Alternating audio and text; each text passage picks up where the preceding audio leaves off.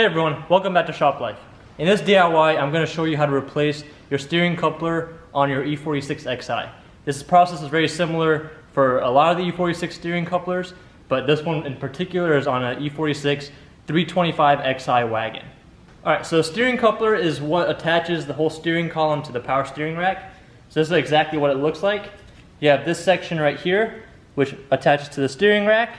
Then you have this section right here, which attaches to the column. So what usually happens over time is either this rubber bushing wears out, or the joints in between these couplers, they start to wear out. So what will happen is you'll have a bunch of play in your steering. So every time you turn your steering wheel, as you see, this is a brand new one. This one is perfect. There's no play in between them. But if you have one that has play, you'll be able to turn your steering wheel and the steering wheel won't do anything for a couple of centimeters, millimeters, depending on how bad the play is. So on here, let me go ahead and show you guys where exactly it's located and how you can take it off. Alright, so I have the car on the lift. You can do this without a lift. You could do it underneath, or you could do it from the top. The method that I'm going to show you is going to be from underneath. So this right here is a steering coupler. You can see when I'm moving the whole steering wheel, you can see how much space is in between that joint before it does anything else to the steering rack. And that is how you diagnose the coupler. So what I've done is I've went ahead and removed the bolts. There's two bolts. One right here. It's an E external Torx 10. And there's one more on the top. And another bolt from the top, which is right here, also an E10. You can go ahead and move the whole steering column and steering wheel to get better access to the bolts. What I did is I just kept the key in this in the ignition. That way it allows me to move around the whole steering assembly. So once you have both of those bolts removed, what you want to do is you want to separate the section from the column. So you want to push that back towards the inside of the cabin. And once you have that pushed all the way out, then you can go ahead and pull this whole assembly off from the steering rack. Alright, so to make this process easier, from inside the car, make sure you have your telescope steering wheel pulled all the way out. So it's pulled as far towards the driver as possible. That way you have more space to push the actual column, that rod, in.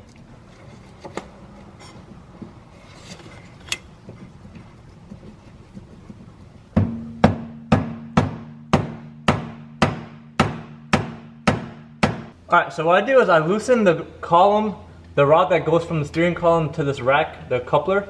I went ahead and loosened that so it was moving around.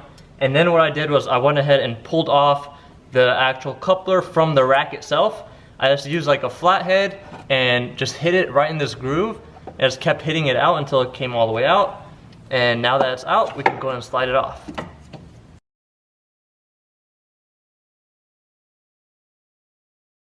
Alright, so here's the old coupler. And this is, I mean, you could tell it's already binding in a lot of spots. And on top of that, there's a lot of play. So you see these little grooves right here? They sit on the rack, so you have to be sure everything lines up. And if you have a little bit of rust or anything going like that, just use a wire brush and get a little bit of rust off from the actual rack itself. And then from the steering column, the rod goes through here, and there's also a little indent right here that sticks out from there, and then bolt goes through there. So here's a new one. Let's go ahead and get it on. Alright, so I went ahead and wire brushed this and then cleaned it up a good amount. And now we're going to grease the actual new coupler. That way it slides on a little bit easier. So I got the grease on the inside, got the grease on this section as well. It doesn't really need it, but I went ahead and greased it up a little bit. So we're going to put the column section in first, because we can telescope this back and forth, and then get this section on the rack.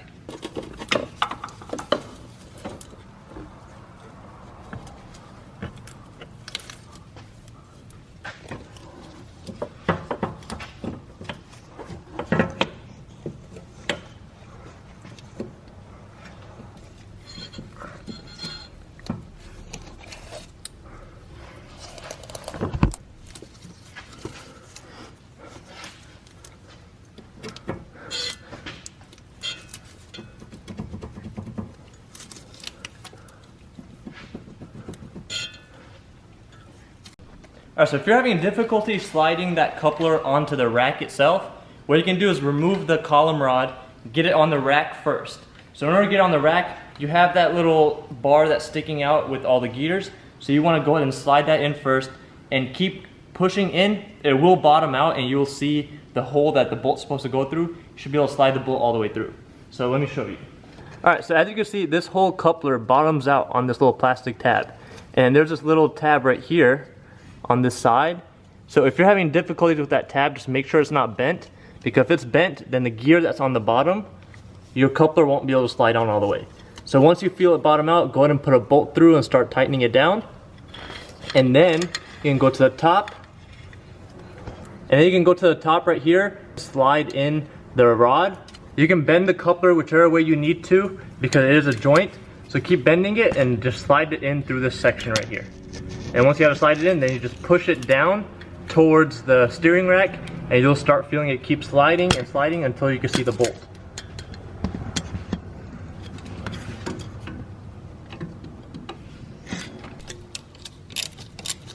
So once you have the column, the rod from the column going all the way into the coupler, you should be able to slide the bolt all the way through and then go ahead and tighten it.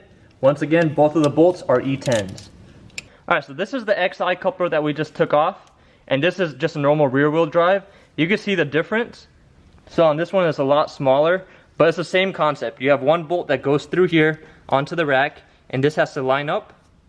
And then you have the bolt that goes to the steering column, and the rod that comes through here, and that has to line up. But yeah, there's a difference. The process is practically the same for both. So that's it for this DIY. Thanks for watching.